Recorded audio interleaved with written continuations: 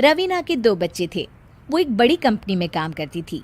उसके ऑफिस जाने के बाद उसकी सास उसके बच्चों को संभाला करती, लेकिन रवीना को इसकी कोई कदर नहीं थी।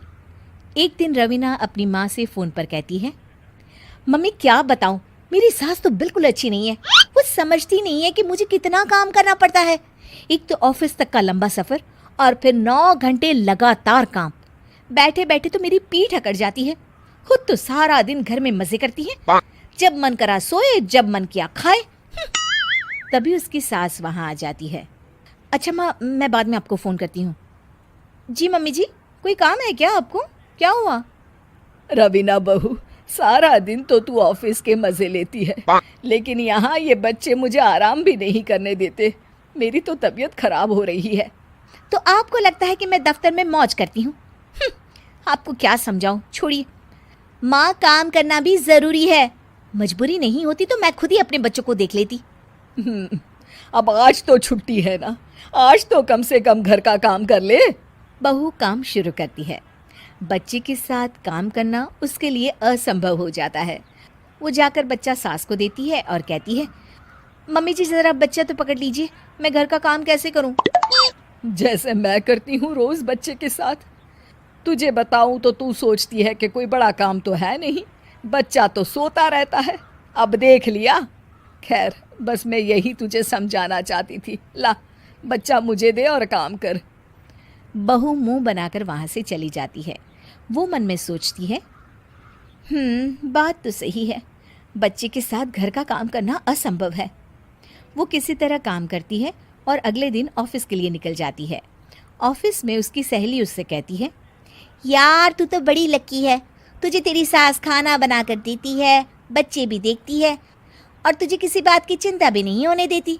अरे क्या लकी, बदले में मैं उन्हें पूरी कमाई जो दे देती हूँ और अपने बच्चे से दूर रहती हूँ वो अलग। हर किसी को ना दूसरे की प्लेट में ज़्यादा घी दिखता है। जा अपना काम कर। अरे फिर भी ये तो है, यहाँ हमारे बच्चे को मैं क्रैश में छोड़ती हूँ, हर पल डर लगा रहता है कि क्या कर रहा होगा। खैर चल, मुझे क्या।